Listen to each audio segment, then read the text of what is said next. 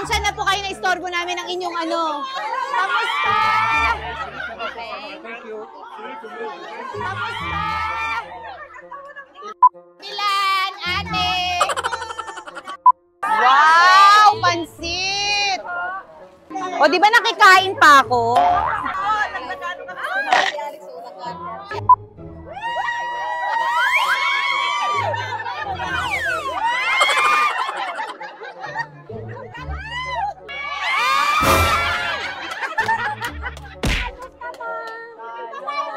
Unggoy-unggoy na lang. Dalawa po ang pipiliin natin na lucky OFW na sana'y makadagdag yun sa kanilang ipon or makadagdag yun sa panggastos nila. Sila ang ating mga talagang bagong bayani, lumalaban ng patas sa buhay at talagang lalakbayin kung saan-saang parte ng mundo para lang makatulong sa pamilya. Kaya naman, Ate Jocelyn for Senator. Tinaas mo talaga yung kamay mo, Ate Jocelyn, ha? Parang type mo talaga.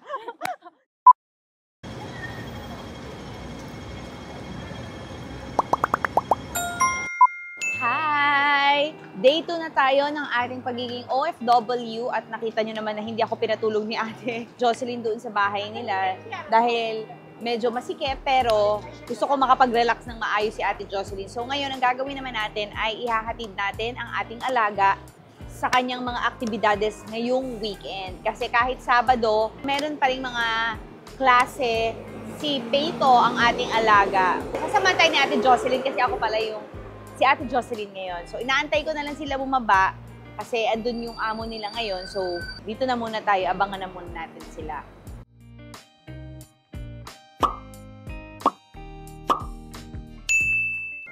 Good morning! Morning!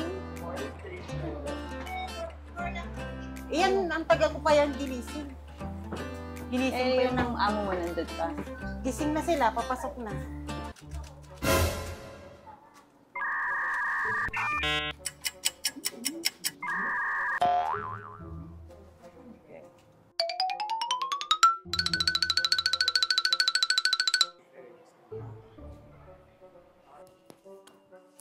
Okay, Peito, be good, okay? Have a lots of English. Bye, Peito. Ano? Uwi na tayo Pilipinas. Iniwas. Iniyo. Kasi medyo lunch na, so kakain na kami ni Ate. Saan ba tayo usually kumakain dito? Naglalans ako. Saan? Kasabay siya. Kaya nag-aantay lang Aantay talaga natin. ako dito. Okay, go. So, dito namin aantay ng aming alaga habang kami ay kakain muna. Dahil mamaya pa kami maglalunch. Maglalans. Magantay ng isang oras. Iwanan lang natin muna yung alaga natin. Hindi pwede. Dito daw, nag-usually anong ginagawa mo, Ate? Habang nandiyan siya, sumasaglit ako sa church, tapos tambay dito. Kausapin mo na mga pamilya sa tawagan ko Pilipinas. mama ko.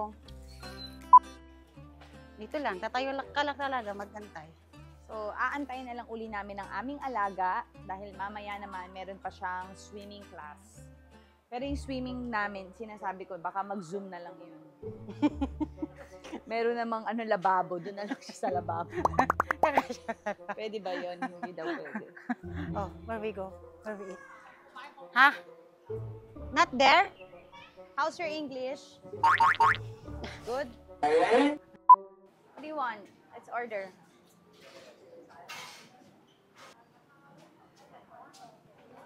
Gutom na siya pag ganitong oras syempre.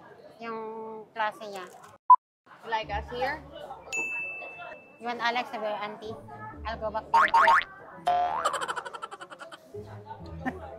You want me to be your mommy? Ano ka? Wala na akong naging papel dito. Want me to be your sister? Ayaw nga niya ng kapatid. You want me to be your coach? You want me to be your anime? You want me to go home na? Hindi ako magkakakontrata kay Peito dito. Terminate ako agad. Mac, para. Hindi mo ba nami-miss yun? Para po, dyan lang po. Hindi uso dito yung para ko. Ito po yung bayad. Pipindutin mo lang dito. Oo nga, social nga dito. Pindutin mo din. Pwede ako sa Taiwan magtrabaho. Na Jichen, Zona Jichen, kung bai pian. Understand? Oh baby, baby, baby, my baby, baby, 我绝不能失Sa去 F4 na 你 yan kay... 不管你在哪里，我一定会找到你。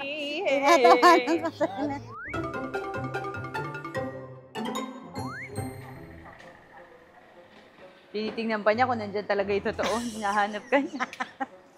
You love Jocelyn? Ay, oo daw.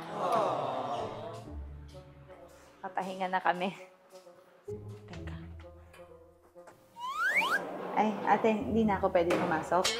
Hindi mo na papasok. Magpapahinga na kayo. Papahinga na kami, bukas na lang ulit. Bukas, ano bang lakad natin bukas? May poetry reading kasi ako sa Chatterroad eh. So, off niyo. Oh, yun ang holiday ko. Bukas. So, magkita-kita na lang tayo doon. Oh, kita. Hindi na ako pwedeng maki-idlip dyan. Hindi na. Oo nga, kasi nakita ko yung sopa mo na sumakit na uli yung ingrown ko. Sige ate, kita tayo bukas. Off nila kasi every Sunday. Yun ang pinaka-holiday ko. Sige. Sige. Bye, Peto. See you tomorrow. Ay, hindi na pala siya. Bye, Peto. Tomorrow is my holiday. Say bye to my vlog. Say Bye. bye. Am I approved as your new yaya? Yes or no? Okay. No talaga. Thank you so Why? just even just You said she's good. just pretend. Just say yes. Ay, ayaw niya magsinungaling. Okay naman, di nagsinungaling. Honest is the best policy for you. Okay, sige. Thank you. Ingat kayo. Ay, ako pala Say bye to mag them. So ngayon, pinili ko muna na hindi na muna istorbohin sina Ate Jocelyn tsaka si Peto kasi ito yung parang rest day na nila. So at least bago sila mag-swimming class mamaya, makapagpahinga na sila tsaka magawa na ni Ate Jocelyn na maayos yung trabaho niya. So bukas magkikita-kita kami kasi every Sunday yan ang off day ng ating mga minamahal na OFW. Magsasama-sama sila, magkukwentuhan sila, may mga iba, may mga nagbebenta mga sideline, tapos kwentuhan, maritesan, syempre sabihan ng mga problema. So, makikita natin yan bukas, kaya excited na ako. Pero right now, may bumisita sa akin bilang na-miss na niya rin ako at miss na miss ko na rin siya. So, abangan niyo kung sino yung bumisita sa akin. Nag-aral.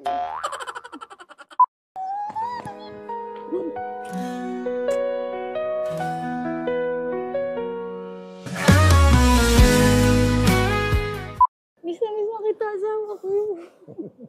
Na-miss mo ako? Ito na yung bagong sapatos na bili ng mama. Ito yung bago kong t-shirt na pinadala sa'yo. Pinuntahan ako ng asawa ko, miss na miss ako.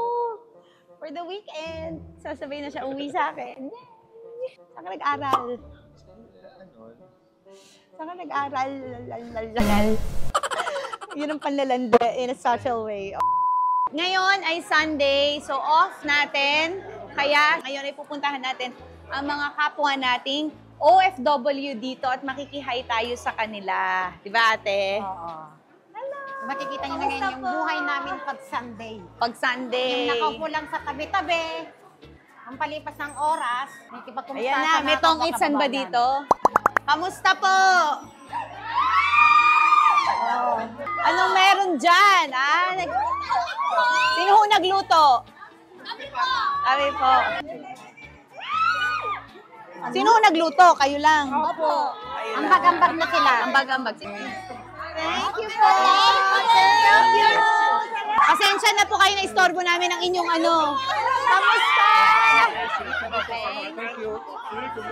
Kamusta? Hi, kamusta? Ano meron po dyan? Sige, halika, kain tayo. Wow, pansit! O, di ba nakikain pa ako? Ate, ano, kain ka na.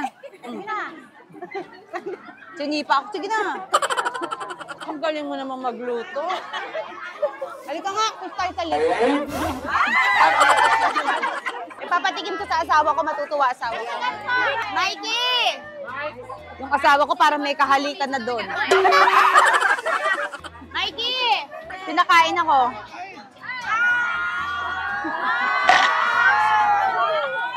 Apa? Si ate nagluto. Take out ko. Salamat po. Salamat po ha. Pasensya na ako na istorbo ko kayo.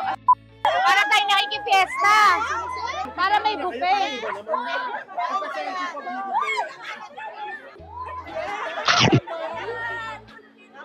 Ano nagluto? Galing. Asawa ko eh, kapatikin ko rin. Wala na naman yung asawa ko. May kakalantari ng iba.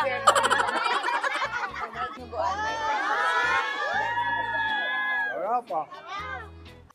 Ba't may inuman? Birthday po niya. Ay, happy birthday! Ito ko na.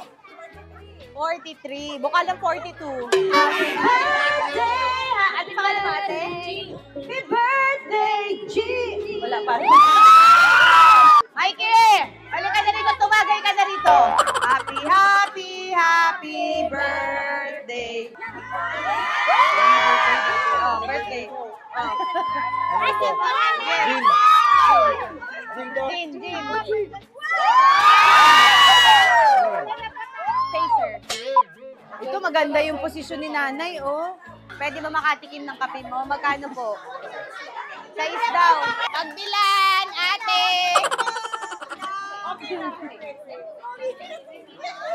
Business is business. Give it. Thank you, ate. Hi, nanay! Ilan taon na kayo dito, nanay? 32 years! Wow! 32 years na si nanay. Ano po pangalan niyo, nanay? Margarita Ribeta. Taga saan po kayo? Bigan ni Locosor. Gantas 32 years! Yes. Wow, grabe. Asang amo. Ang galing. O, halika na. Sa amin ka na lang sa Pilipinas. Halika na. For fun lang itong tongit na. Ganda mo maglaro, ate. Nababasa ko, ah. Sunog.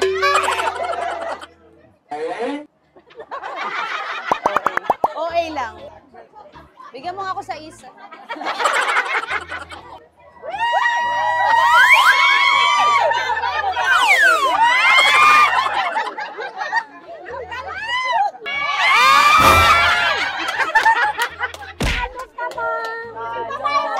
Unggoy-unggoyan na lang. Hindi. Ano ko to? Pang ano natin? Pang-merienda. Pang-merienda. Pang-merienda lang yun. Thank you. Galing mo. Congrats, Tong. Humanda kayo, Uncle. Ate Nene, pag magtotong-its tayo, ganun na. Nakababa na. Para hindi nababasa. Kaya nga, dito ko natutunan sa Hong Kong yan. Dahil ko natutunan dito sa Hong Kong, ah. Well, una sa lahat, nag-enjoy ako talaga na makasama si Ate Jocelyn. Nagpapasalamat ako kay Ate Jocelyn, lalo na sa pamilya ni na Miss Kobe Lam. Maraming salamat for welcoming us to your home. We are very happy. And of course, thank you so much, Pathfinders, for making this vlog possible. Without Pathfinders, without Miss Catherine, our CEO, this vlog will not be possible dahil ang ganda ng mga adhikain ng Pathfinders, lalo na sa mga nanay or lalo na sa mga single moms na nandito sa Hong Kong, katulad ni ate. Ate, ano ba yung ano mo, mga pwede nilang salihan na mga NGOs na kasali ka? Sa Enrich Hong Kong, na tumutulong sa financial education dito. Tapos yung Health for Domestic Worker, yung paano natin malaman yung mga karapatan natin bilang manggagawa dito. Tapos yung sa Dream Culture ng Chinese University, kung paano natin din malabanan yung mental health natin dito. Yun. Tapos, yung Pathfinders naman is for? Ang Pathfinders naman is all about children's matter, lalo na yung mga nanay na hindi nila alam na legal ang pagbubuntis dito at hindi pwedeng i-terminate ng amo. Ayun. Marami tayo palang mga NGOs dito na willing to help our migrant workers. Proud of ate kasi si Ate Jocelyn, ang dami niya pang ginagawa. Aside sa trabaho niya, meron pa siyang mga ginagawa. So ito ate, may simple kaming bibigay sa iyo ng Team Alex. Simple lang pandagdag ipon mo, pandagdag gastos mo, at sana makatulong sa iyo to. At kung makakatulong yan, makauwi ka or makapagpadala ka or basta makapag-relax ka dito. Ito, meron kaming bigay sa iyo. Thank you. Sa akin, malaking pasasalamat na yung makasali ako sa organisasyon na tumutulong sa mga kapwa ko migrante dito. Yun. O ngayon, syempre hindi lang si Ate Jocelyn ang bibigyan natin. Sa lahat ng ating mga nanonood ngayon ng OFW na alam namin na nako, you're so happy na napakita namin kahit papaano ang inyong buhay dito sa vlog na to. Kung meron kayong magandang kwento, kung gusto nyong umuwi, si Senator Loren Legarda ay magbibigay din ng $1,000. O ako na rin, o dalawang $1,000 ang bibigyan natin na mga OFW natin. Basta comment down below your OFW story nyo and your Facebook and your number para isa po kayo sa pwedeng manalo ng $1,000 handog ni Senator Loren and ang Team AG. Dalawa po ang pipiliin natin na lucky OFW na sana'y makadagdag yun sa kanilang ipon or makadagdag yun sa panggastos nila. So, thank you so much, Senator Loren. Alam mo, si Senator Loren marami rin gustong gawin. Balak din niyang pumunta rito para sa inyo. So, ikaw kagad ang papatawag ko, ha? Diba? Gusto mo ba yon? Oo naman. Laki ka ba sa farm? Ay, laking bundok ako eh. Okay. So, maraming salamat po and please comment down below sa mga mahal nating OFW. Mahal na mahal po namin kayo. We are thinking about you. We're so proud of you guys. Laban lang po and always pagdadasal namin kayo. God bless po! Like and subscribe! Bilib talaga ako sa ating mga kababayan, lalo na ang ating mga OFW na nakikipagsapalaran sa ibang bansa para lang mabigyan ng magandang buhay ang kanilang pamilya. Mahirap pero kinakaya. Malungkot pero pilit ngumingiti. Naho-homesick pero nawawala yan kapag nakita na nila ang ginhawa at ngiti ng kanilang pamilya. Naiiyak pero ang bilis naman tumawa. Iba talaga ang pagmamahal ng Pinoy sa pamilya nila. Kaya mabuhay po ang lahat ng ating OFW. Yan ang ating mga panlaban na OFW sa buong mundo. Di lang pang pamilya, pang sports pa. Di lang pang pamilya, pang sports pa. Love you all. Oh, ate, pag nakat na, ibabalik mo na yan sa akin. Charing! Yun ay nagbibigay lakas loob sa amin para magpatuloy dito kahit ang bigat dahil malayo kami sa kanila, yung hindi namin sila nakakasama sa masasayang araw ng okasyon sa buhay nila. Pero dahil kulang nga yung financial, kaya nandito kami. Yan. Sila ang ating mga talagang bagong bayani, lumalaban ng patas sa buhay at talagang lalakbayin kung saan saang parte ng mundo para lang makatulong sa pamilya. Kaya naman, Ate Jocelyn for Senator. Tinaas mo talaga yung kamay mo, Ate Jocelyn, ha? Parang type mo talaga.